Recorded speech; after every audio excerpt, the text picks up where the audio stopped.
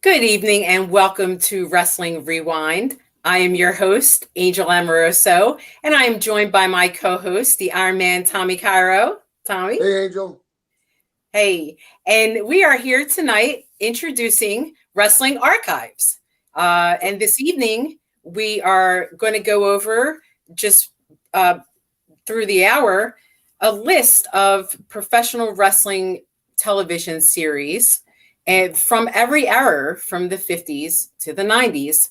And we're rewinding on wrestling history so that, of course, people know where everything comes from then. And just guiding you through different generations of wrestling and different results of shows and arena results. So by the time you get done being educated in the territories and the different promoters that existed back in the day, then you'll understand the arena results that are coming to you soon with Tommy Cairo's Wrestling Archives. Yeah. So let's get right into it. We are going to cover a list of professional wrestling television series. And we're going to start with the territories and the era from the 1950s to the 1970s. So let me just get to that.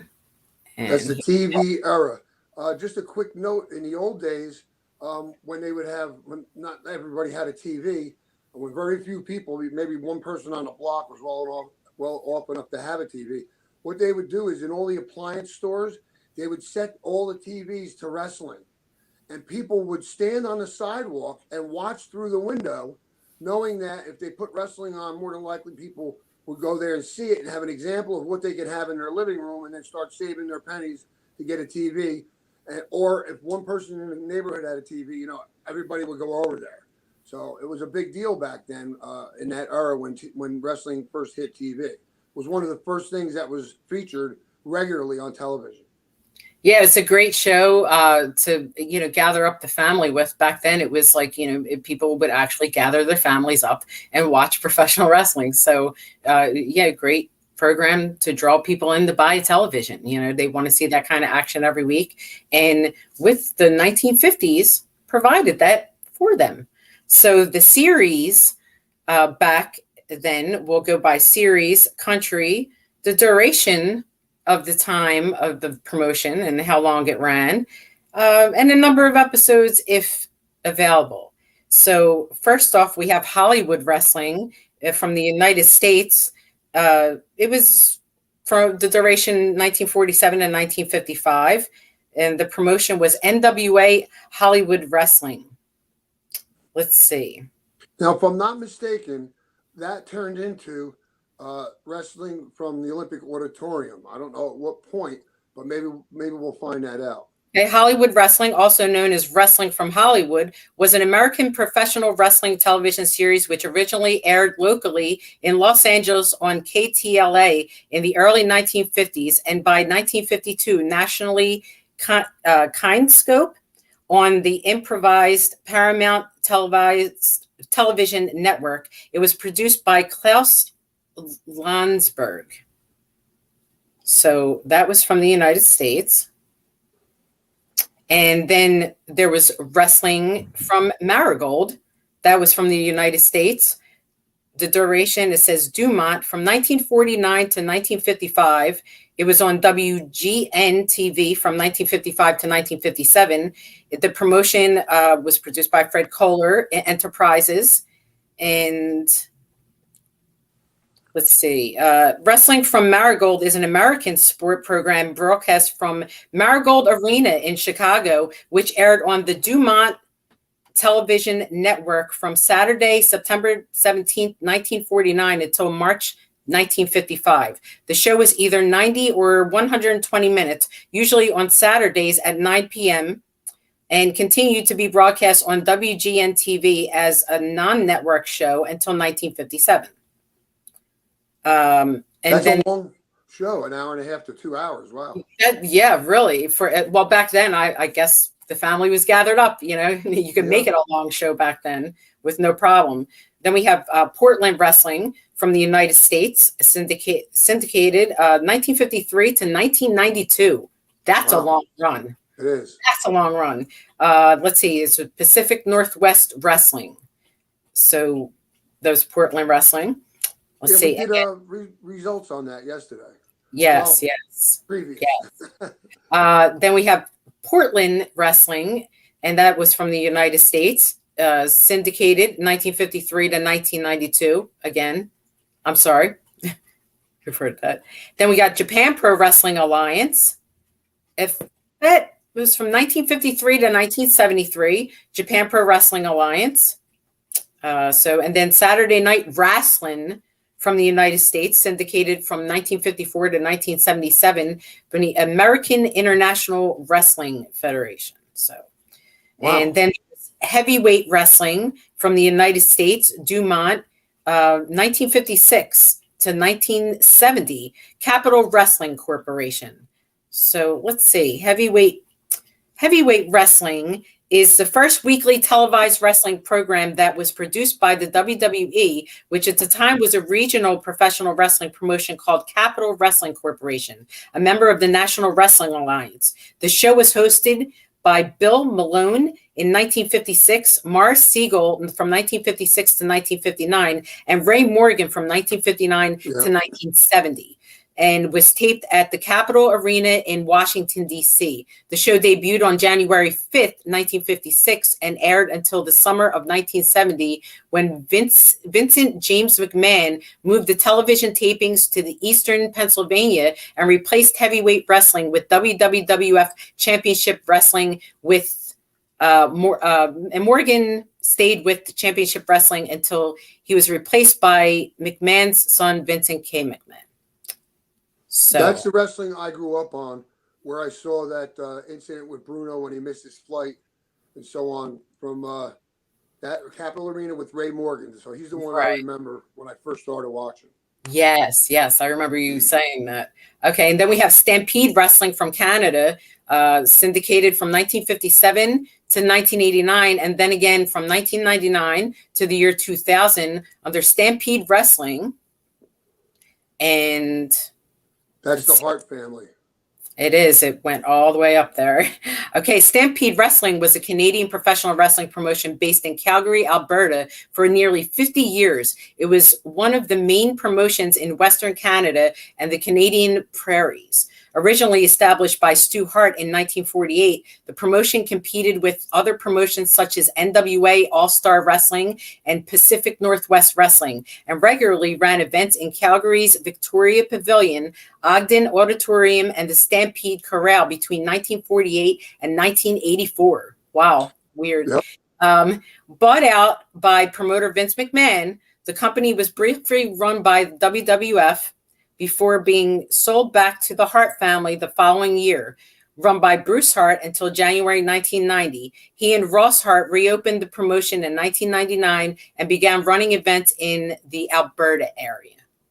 So, and you know, that's where if you would watch that show now, you'd see how it has such an international flair, and guys like Davey Boy Smith, Dynamite Kid, Bret Hart. That's where they all got their start, and that's where that international style was developed. They were innovators in bringing those people in. And you know, when they brought Dynamite Kid in, you know, he was a skinny guy. One of the sons had gone to on a tour of Japan and saw him there and brought him back. And the first thing Stu Hart said, he's a little skinny little bastard, eh? So you know they give the Hart's the sons a lot of credit for being able to see that this 150-pound kid would develop into, you know, one of the most innovative and influential workers ever. Good eye. Then we got All-Star Wrestling. That was from the United States, syndicated from 1958 to 1979 under Big Time Wrestling. Then we have Studio Wrestling from the United States, syndicated from 1959 to 1972. And Studio Wrestling was a live professional wrestling show broadcast from WIIC-TV Channel 11 in Pittsburgh every Saturday evening. In 1959, WIIC began broadcasting professional wrestling from their studio located in Fineview. The show was hosted by Bill Cardile through most of its run, although he was not its original host. The primary directors were Chuck Moyer and Jack Blariot.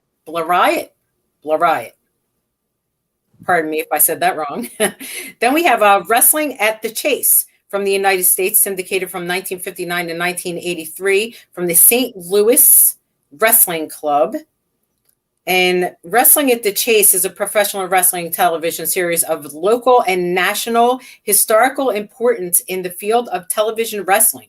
The show was recorded in St. Louis, Missouri for KPLR-TV Channel 11 and aired from May 23rd, 1959 to September 10th, 1983. It was promoted by the St. Louis Wrestling Club, which was a member of the National Wrestling Alliance. So, yeah, that was very interesting. And a side note to that is that was a very exclusive hotel. So when they first started the tapings, the people were seated at like dinner tables. That's how they set it up for the audience. You know, later they went to regular style, but it was like a high end. People went in suits and women got dressed up. So it was like a nice change from, you know, these buildings and venues that were run down and old. Farms and barns and whatever. Right. Then we move on to 50th State Big Time Wrestling from the United States, syndicated from 1962 to 1979, 50th State Big Time Wrestling. And then we got Vancouver All-Star Wrestling from Canada, syndicated from 1962 to 1989 under NWA All-Star Wrestling. So then we got Titanis NL Ring from Argentina. Wow. Canal 9, whatever that is, 1962 to 1988. Wow. 62 to 88. I'm going to have to look that up. I'm going to have to check that out. You know what? I hope it's written in English. Okay. It was an Argentinian Lucha Libre television program that aired between March 3rd, 1962 and 1988. Wow. And let's see. The founder was Martin Karadagian, and it defunct in 2001. Wow. The headquarters was in Buenos Aires, Argentina, South America. Let's see. Yeah, so that's interesting. Yeah, I'm gonna have to look that up. I'm quite sure, you will find Bobby Bold Eagle somewhere in there because that's one of the places, out of the way places that, you know, he wrestled. Right, from 62 to 88, I'm pretty sure he probably passed through there one time. Then we move on to Big Time Wrestling from the United States, syndicated from 1964 to 1980. And then WWA All-Star Championship Wrestling from the United States, syndicated from 1964 to 1989 as WWA. Not sure which one they're going with there. I'm pretty sure. The World Wrestling Alliance was an Indianapolis-based professional wrestling promotion, which was operated by Dick the Bruiser and his partner, Wilbur Snyder. It was affiliated with the larger American Wrestling Association and recognized its champions, along with its own and those of Indianapolis-based Powerful Women of Wrestling. It ran from 1964 to 1989. Yep, that was, Dick the Bruiser. Yes. Crusher, all the same crew from AWA, absolutely. And then we got World Championship Wrestling from Australia, and Channel 9. It was on from 1964 to 1978 as World Championship Wrestling, before World Championship Wrestling. And then we have the World of Sports United Kingdom, and that aired from 1965 to 1985, and then 2016 to 2018 in joint promotions. So the World of Sports British TV was a British television program which ran on ITV between January 2nd, 1965 and September 28, 1985, in competition with the BBC's Grandstand. Like Grandstand, the program ran for several hours every Saturday afternoon. So, yeah, lots of huge stars. You can see early Dynamite Kid, and early Davey Boy Smith, and early Fit Finlay, and then you can see Mark Rollerball Rocco, who I think was one of the Black Tigers in Japan. So a lot of history there, and a lot of those guys went on to become stars elsewhere, including in the United States. And then we got Telecatch from Brazil, and that was on Excelsior from 1967 to 1980, another really long run. Yeah. And Telecatch was a Brazilian professional wrestling TV program originally called Telecatch Montelia. It was a broadcast by TV Globo from 1967 to 1969. Yeah. The name of the program would later be changed to Os Ris do Ringo. Excuse me if that's wrong. In the 1970s by Record TV, which translates literally to the Kings of the Ring. In 1965, TV Excelsior premiered the program with the name Telecatch Vulcan. For some reason of economy, the chain of stores Imperatriz das Cidades, the main sponsor and associated companies decided not to finance Telecatch and to definitely finish the program. It was similar to American professional wrestling with its diverse and colorful ring performers and predetermined outcomes. And the formation of the show was a direct result of the public's shock at brutality of Vale Tudo, which used to air on the TV show that was originally aired in the same time slot as Telecatch Montelia. So a little Brazilian. Vale Tudo, was an early form of like a mixed martial art. Right. So okay, evidently they were already used to the brutality from that type of thing. Mm-hmm. So and then we got Big Time Wrestling. Go ahead. I'm sorry. No, and Big Time. Obviously, I'm going to have to make a list because there's some of these that I'm not familiar with that I'm hoping I can find some footage. Yeah, and a lot of it does have some footage connected to it that we can't play, but we will spend time looking up later so that we can review it in later arena reports. So, and then we move on to Big Time Wrestling. That was from the United States, syndicated from 1971 to 1979 under NWA Big Time Wrestling. And then Georgia Championship Wrestling, United States, 1971 to 1984 from the TBS studios, the Georgia Championship Wrestling. And then we got Wwf Championship Wrestling from the United States, syndicated from 1972 to 1979, the Worldwide Wrestling Federation. All right, so the WWF Championship Wrestling is a professional wrestling television series produced by the World Wrestling Federation.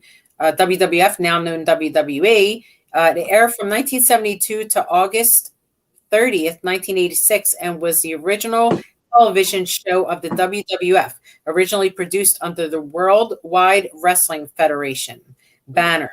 Championship Wrestling featured all the stars of WWF interviews and championship matches. It was a flagship program of the WWF's syndicated programming until it was replaced by Superstars of Wrestling in 1986. Yeah, they went through all kinds of changes. WWF, WWF, WWE. Right. I guess the thing with WWF and the confusion with the wildlife, I think they had some kind of dispute with that at the time. Then we move on to All Japan Pro Wrestling, and that was on Nippon TV from 1972 to present. Yeah. 1972 to present. All Japan Pro Wrestling. Let's go. When I remember going to meet a guy at the lobby of a hotel who was selling tapes back then, VCR tapes. And that was the only place you can get any of that. And I was like, I couldn't wait to get there and pick up my tapes, I used to get them through tape traders myself. All Japan, or simply All Japan, is a Japanese professional wrestling promotion established on October 21st, 1972, when Giant Baba split away from the Japanese Wrestling Association and created his own promotion. Many wrestlers had left with Baba, with many more joining the following year when NWA folded. From the mid-70s, All Japan was firmly established as the largest promotion in Japan. As the 1990s began, aging stars gave way to a younger generation, including Matsuhiro Misawa, Dr. Death Steve Williams, Kenta Kobayashi, Gary Albright, Toshikaki Kawada, Mike Barton, and Akira Tura. Sorry if I pronounce any of those names wrong, leading to perhaps AJPW's most profitable period in the 1990s. Yeah, so you had Baba, and then eventually Inoki started his own group, which would have been New Japan, and All Japan was Baba. So you had Baba and Inoki, two big names battling it out for supremacy. So, and then we move on to exactly that. NJPW World Pro Wrestling from Japan. It was on net from 1973 to 1977. TV Ashi from 1977 to present. So still in operation. New Japan Pro Wrestling. New Japan Pro Wrestling. Yeah. So New Japan Pro Wrestling is a Japanese professional wrestling promotion based in Nakano, Tokyo, founded on January 13th, 1972 by Antonio Inoki. The promotion was sold to Iwccw, who later sold it to Bushiroad in 2012. TV Ashi and Amuse Inc. own the minority shares of the company. Naiko Shugabayashi has served as the promotion's chairman since September 2013, while Takami Obari has served as the president of the promotion since October 2020. Okay. Wow. Still running. Big history there. Yeah. At one time when I was in Japan for UWF, which would have been around 95, in between ECW, you could watch All Japan, New Japan TV. So I don't know how old the matches were at that point, but on the TV it had a little button for English, or you leave it the way it was, and it would, they do the commentary in Japanese. So you used to hit the button and hear, a guy, with a Japanese accent speaking in English, describing the action, and I lived for that because there wasn't much to do over there, and that was on twice a week, so I made sure I was there ready to watch. So, and then we move on to Lucha Libre Intercontinental, from the Dominican Republic, from Canal 9, from 1973 to 1997. Wow. Yeah, that would have been Jack Veneno. His name should pop up. Okay. And then we got WWF All-Star Wrestling from United States, syndicated from 1974 to 1986 from the World Wrestling Federation. So another show from the WWF. And there was the Best of Championship Wrestling from the United States, TBS, 1973 to 1987, Georgia Championship Wrestling under Jim Crockett Promotions. So the Best of Championship Wrestling, it was an hour-long show that was the Sunday evening edition of TBS's Saturday night wrestling shows, Georgia Championship Wrestling and NWA World Championship Wrestling. The rights to Best of World Championship Wrestling now belong to the World Wrestling Entertainment. Big shocker. Yeah. So they bought up everything. Yeah. So, all right. And then we have On the Mat from New Zealand that aired from 1975 to 1984 on TV2 under NWA New Zealand. And On the Mat was a professional wrestling television program from the National Wrestling Alliance affiliated All-Star Pro Wrestling, or simply NWA New Zealand, that aired on television, New Zealand's TV2 from 1975 to 1984, one of the most popular and the longest running weekly sports series in the history of New Zealand. The show featured some of the country's top wrestlers and international stars from throughout the world during the 1970s and early 80s. Yeah, that was an excellent program. show. Yeah, if you look at that, you'll see they had like the setup and the desk, and it was very upscale and a little bit ahead of its time. And they always spoke about a season, this season. So I don't know what that meant, if it meant a TV season or whether. Yeah, all these are by their TV series. So all these were televised. From actually, they were on from 75 to 84, so they had a pretty long run themselves. Yep. And then we move on to Superstars of Wrestling from Canada, syndicated from 1975 to 1984 under Canadian American Wrestling Association. And the Superstars of Wrestling, also known as the Canadian Wrestling Association, was an internationally syndicated Canadian professional wrestling television program based in Windsor, Ontario. The show ran live events in Eastern Canada and the Great Lakes region of the United States from 1975 to 1984. Okay. Another good long run. Yeah. And then there's the Worldwide Wrestling from United States, syndicated from 1975 to 2001 under Jim Crockett Promotions. It comes up under World Championship, WCW. Worldwide is an American syndicated television show that produced by World Championship Wrestling, aired from October 8, 1975 to March 31st, 2001. At the time of its cancellation, Worldwide was the longest running uninterrupted weekly syndicated show of its kind on the air in the United States. Yeah, they also, like WWF, you'll see that shows morphed into other shows, or they came up with a new name for the show. So Worldwide was one of those. Exactly.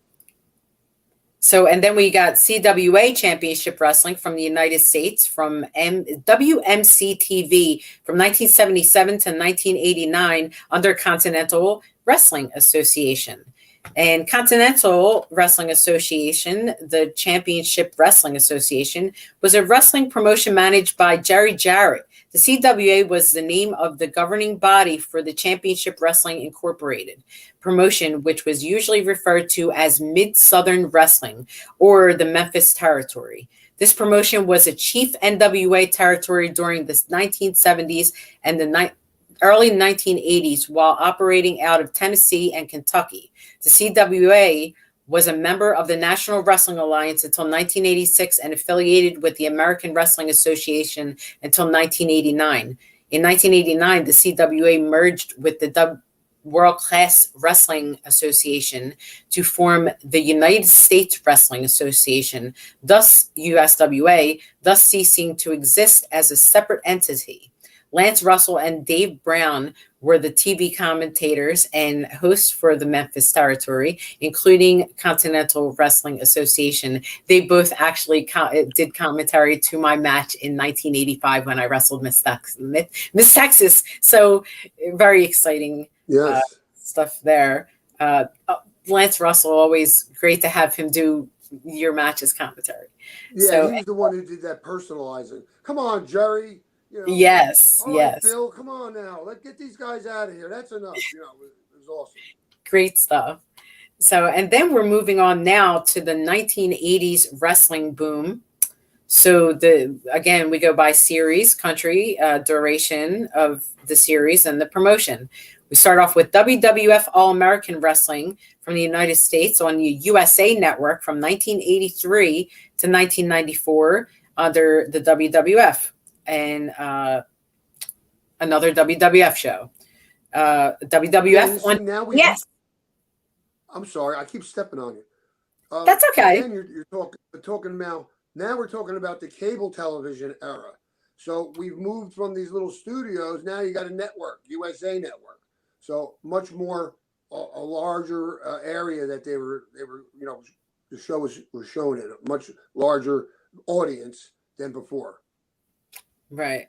So, and then again, another one, WWF on TBS from the United States, and that aired from 1984 to 1985. So just a year, and I'm pretty sure that was, just for spite, I guess. Yeah. Well, the funny thing is, TBS wound up being, the enemy. So WWF aired on TBS, and then later down the road, TBS against the WWF. So, and this is what it was referred to: Black Saturday Professional Wrestling. In professional wrestling, the term Black Saturday refers to Saturday, July 14th, 1984, the day when Vince McMahon's World Wrestling Federation took over the time slot on Superstation WTBS that had been the home to Georgia Championship Wrestling and its flagship weekly program, World Championship Wrestling, for 12 years. McMahon's purchase led to a long-standing rivalry between himself and WTBS owner Ted Turner, who later brought GCW's successor, Jim Crockett Promotions, JCW, and formed his own company under World Championship Wrestling. Yep. So, yeah. Georgia's show went right into World Championship Wrestling, and then TBS 605, 705, forever. And then we got WWF Wrestling Spotlight from the United States that ran from 1984 to 1995. Wow. So a little bit different of a program, I guess. Yeah. Let's see. Still the same banners. They included pay-per-views, video on demand services. I don't know what was different about that. It was just the beginning. Okay, and then we move on to International Championship Wrestling from the United States. That was syndicated from 1984 to 1995 under International World Class Championship Wrestling. Okay. And International World Class Championship Wrestling, IWCCW, was an independent wrestling promotion based in Boston, Massachusetts. It was promoted by Angelo Savoldi and his son Mario, Tom, and Joseph Savoldi. Yeah, they kind of, I don't know how that worked, but either they were airing old world class footage. They did that a lot. Yeah, they did. I noticed that. Okay, and then we have International Championship Wrestling from the United States that was syndicated from 1984 to 1995 as International World Champ. Okay, I did that. And then Wrestlo from Wales. Wow. From 1987 to 1995 on C4C. And let's see, Wrestlo. Arjun Williams. Okay. Was a Welsh professional wrestler and wrestling promoter. Williams spent his wrestling career in the persona of a villainous evil heel under the pseudonym El Bandito, and after retiring as a fighter, he became a promoter, manager, and television presenter. He is recognized as one of the most famous wrestlers to come from Wales. So I remember the name. Okay, I guess he was their champion, or is that what they're? Oh. Okay, and then we move on to WWF Tuesday Night Titans from the United States on the USA Network from 1984 to 1986. I don't know what was different about it. Just another WWF show. Yeah, and that would be added to whatever they were running regularly. I don't think they swapped them out. I think it was just an added content with a different name. Yeah, it aired on USA from May 29th, 1984 to September 24th, 1986. It was a 2-hour-long show, began airing on Tuesday nights from May 29th to December 18th, 1984. From January 4th, 1985 to March 28th, 1986. The show was cut from 1 hour and moved to Friday nights. On April 2nd, 1986, the show was moved to Wednesday nights, where it remained there until its final episode on September 24th, 1986. All episodes of Tuesday Night Titans are available, of course, on the WWE Network. Of course. So, and this is why they made all these shows, so that then now they can sell them in their catalog. Then we move on to Saturday Night's Main Event from the United States on NBC from 1985 to 1991, and then from 2006 to 2008, and then it moved over to Fox in 1992. I think that signals the first, what would you call broadcast on a major network.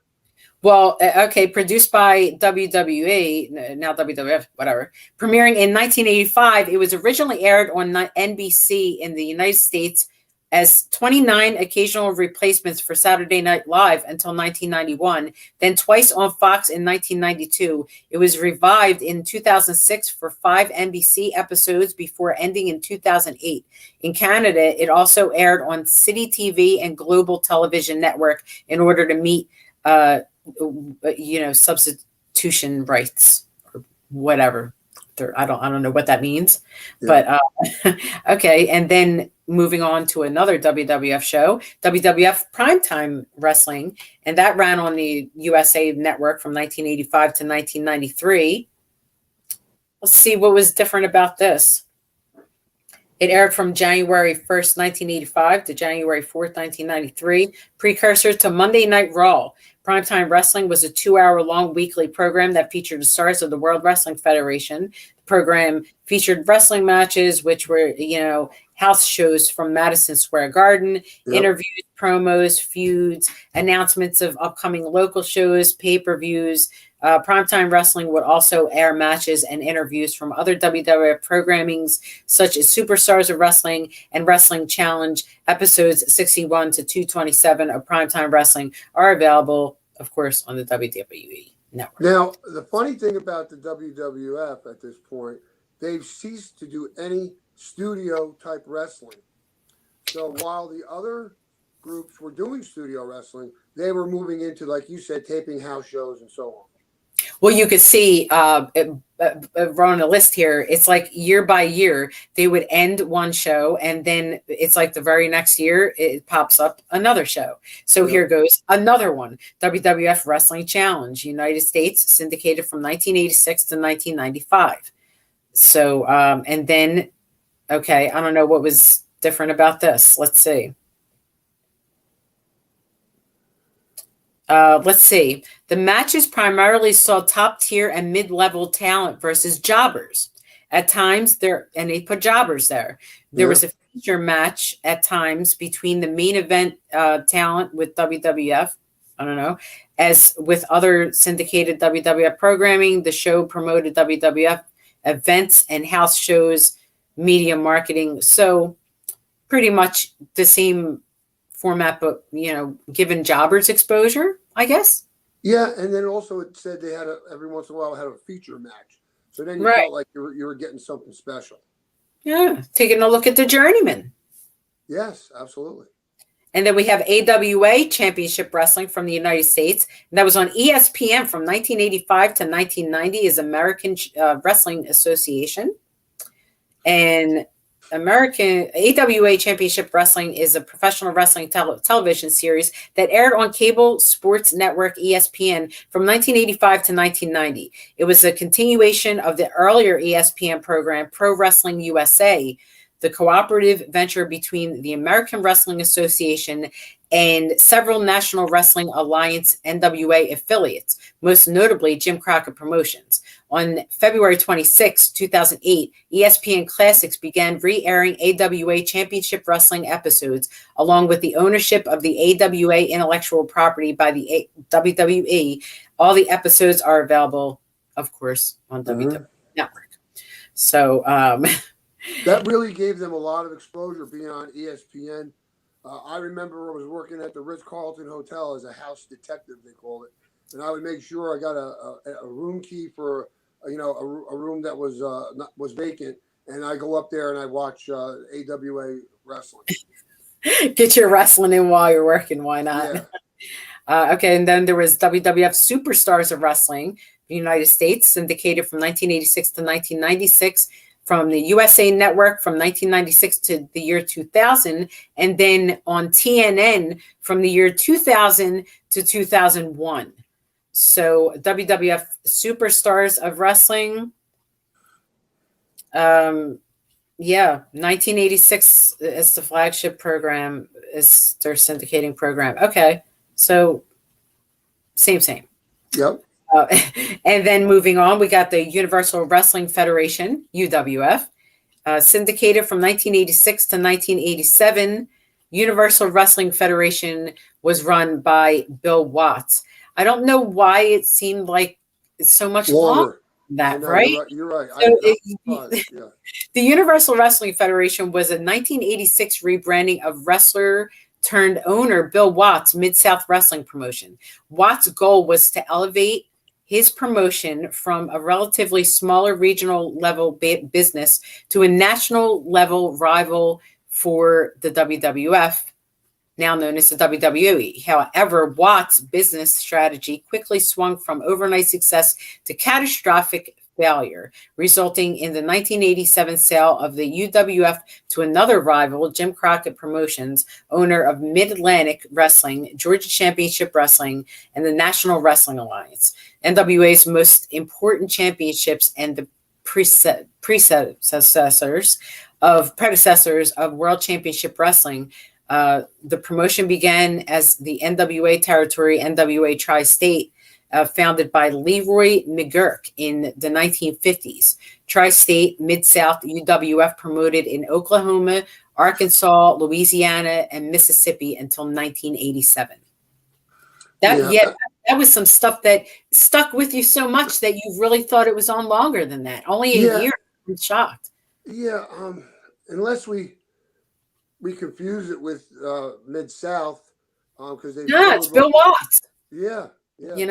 Only a year. So I guess because it was mixed in with a lot of NWA and a lot of the talent when they closed, then got, just bumped over to the NWA. Yep. It seemed like longer to us because we were seeing the same talent just shift. Sure. And then next we have the Gorgeous Ladies of Wrestling from the United States, syndicated from 1986 to 1990, and then again in 2001 under the Gorgeous Ladies of Wrestling. And this was also known as Glow, is a women's professional wrestling promotion that began in 1986. The pilot was filmed in December 1985 and has continued in various forms after it left television. Colorful characters, strong women, and over-the-top comedy sketches were integral to the series' success. Most of the performers were actresses, models, dancers, or stunt women hoping to enter show business. Yeah, it was wild. They had these crazy. I remember Dementia was like this wacky, played a psychotic, and I think I don't know, Aja Kong or whatever, the big Japanese woman. I think she started there also. Oh, did she? Yeah, I don't remember her there. Yeah. I remember Bertha Faye. I think was a character there, and oh God, well, Ivory was there. They had to mix in a couple workers because otherwise, how are you going to get these people to know what to do? Right, Terry Powers, that was another Glow girl, and lots of Glow girls. So, and then we move on to WWC Super Estrellas de la Lucha Libre, Superstars of Pro Wrestling. WAPA TV from 1980 to present. Still run in Puerto Rico, WWC World Wrestling Council. Bravo. Okay, World Wrestling Council is a professional wrestling promotion based in Puerto Rico. It was originally established as Capital Sports Promotions in 1973 by Carlos Colon Sr., Victor Jovica, and Gorilla Monsoon. It was a member of the National Wrestling Alliance until 1988, and then by mid-1990s, the promotion had changed its name to the World Wrestling Council. Still running strong. Yeah. Well, Carlos Colon Sr. would be considered the Vince McMahon of Puerto Rico. Absolutely. Then we have the Superstars of Wrestling from the United States, syndicated from 1986 to 1992. Let's see what that is. Superstars of Wrestling is another from 1986 to 1992, created and produced by Joe Pedicino. Oh, the series broadcast 8 hours of wrestling from around the country and was the first to provide national coverage of both the National Wrestling Alliance and international promotions. It was also the earliest United States television show to regularly broadcast Japanese Puroresu and Joshi Wrestling as part of the Fuji TV network's efforts to develop a market in the American industry. So that's pretty interesting. They went around I'm sorry, they went around and they say tonight we're going to visit Memphis, we're going to visit Japan. So yes, they were the first show to ever show clips from different areas, and there was no politics involved. Yeah, they covered everything. It was like a review show, and was his wife, the ring announcer Bonnie Blackstone, right? Yeah. So they, they added something to a show. It was a different show. They weren't the wrestlers, they were just talking about other shows and other promotions. So it was a good review show. I mean, I caught it up until 1992. Running. So, and then we move on to WCW Pro from the United States, syndicated from 1986 to 1998, on TBS from 1994 to 1998 under World Championship Wrestling. And WCW Pro was, it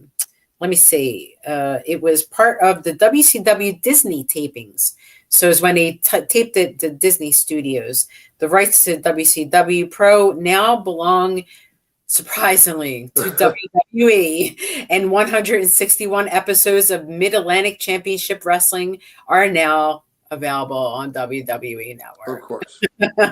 Then we move along to Southern Championship Wrestling from Georgia, and that was syndicated from 1988 to 1990 under Southern Championship Wrestling. Southern Championship Wrestling was a professional wrestling promotion that was founded in Marietta, Georgia by Jerry Blackwell and operated from 1988 to 1990 and was continued by his successor, Joe Pedicino, who ran the promotion Georgia All-Star Wrestling for another year. And then we move on to EWF Wrestling from France that was on Eurosport TV from 1988 to 1992 under European Wrestling Federation. And then moving on to WWF, the main event, United States on NBC Network from 1988 to 1991. Let's see. They had 5 specials. So the WWF main event, it was, there were 5 shows between 1988 and 1991. Only the first 3, the main event episodes, were shown live on NBC. The final 2 episodes were taped and then shown on NBC at a later date, and included mainly high card wrestlers in the WWF, such as Hulk Hogan, Andre the Giant, Macho Man Randy Savage, The Ultimate Warrior, and the $1 Million Man Ted DiBiase. Interesting. Yeah. And then there was the WCW Clash of the Champions from the United States that was on TBS from 1988 to 1997 World Championship Wrestling. Yeah, those were like different shows, like pay-per-view level shows that didn't probably, I don't know how many did a year, but let's see, I actually attended a lot of these in person. I traveled a lot of places for these. It was a series of professional wrestling television specials that were produced by World Championship Wrestling and Jim Crockett Promotions in conjunction with the National Wrestling Alliance. These were special supercards comprising of pay-per-view caliber matches similar to the World Wrestling Federation's Saturday Night's Main Event series. The Clash of the Champions shows were famous for typically not airing commercials during matches, and even though many of the matches lasted 20 minutes or more, no commercials at all. And that was actually a highlight, because you didn't have to you'd be cut in the middle of the match. Yeah. No one wants that. Yeah. And then moving on to WCW Main Event, which aired from 1988 to 1998 with the WCW. And let's see, nothing really different about that. Then there was WCW Power Hour, and that aired from 1989 to 1994 on TBS. It's just another WCW show to compete against a WWF show, because they both had 1 million shows going on at the time. Yeah. I guess it's like anything else. You own a bar and it has a name or a theme, and it's only good for X amount of time before it's either out of style or it starts losing steam. And that's why I think there's so many different. You didn't want the other company to come out with a new show and then you not have one. Well, and the thing is, you want to keep up with your competition, and it's a lot of what it's about, and it's a lot of where the fun is, and a lot of fun for the fans too, because then they get to see two products competing against each other, and there's a thrill in that a little bit. But it never registered to us that there were all these. It's WWE, it's WWF, it's NWA. The name of the shows, it really didn't not change anything. Well, I only knew because I used to record them all the time, and I was in charge of recording stuff. So, all right, and then we got the Legends of World Class Championship Wrestling from the United States that was on ESPN from 1988 to 1989 under World Championship Wrestling. Yeah. So, all right, and World Class Championship Wrestling was an American professional wrestling promotion headquarters in Dallas and Fort Worth, Texas, originally owned by promoter Ed McLemore. By 1966, it was run by Southwest Sports, Inc., whose president, Jack Adkisson, was better known as wrestler Fritz von Erich. Beginning as a territory of the National Wrestling Alliance, it went independent in 1986 in a bid to become a major national promotion, but was unsuccessful in its attempts and eventually went out of business in 1990. Rights to the pre-1989 WCCW tape library now belong to WWE. Of course. The post-1988 rights are owned by International World Class Championship Wrestling, and our select episodes from 1982 to 1988 are available on WWE. So, World Class, a hell of a territory. Legends United States Wrestling Association was our next one, again on 1990, 1991, and that was the United States Wrestling Association, was a professional wrestling promotion based in Memphis, Tennessee. The company was founded when the Memphis-based Continental Wrestling Association merged with the Dallas-based World Class Championship Wrestling. So, or World Class Association. A lot of stuff going on in there, with the USW. A lot of merging, a lot of people getting together, working together. Then we move on to UWF Fury Hour from the United States, and that was on Sports Channel America in 1990, 1991, and Prime Ticket, it came on in 1992 and ESPN2 in 1995 under the Universal Wrestling Federation for Herb Abrams. Oh, yeah. Okay, so UWF was an American professional wrestling promotion owned by Herb Abrams from 1990 to 1996. So this was the later one. The company aired nationally on Sports Channel America and later on Prime Ticket and ESPN2. Nothing really about that. Bruno Sammartino was one of the commentators.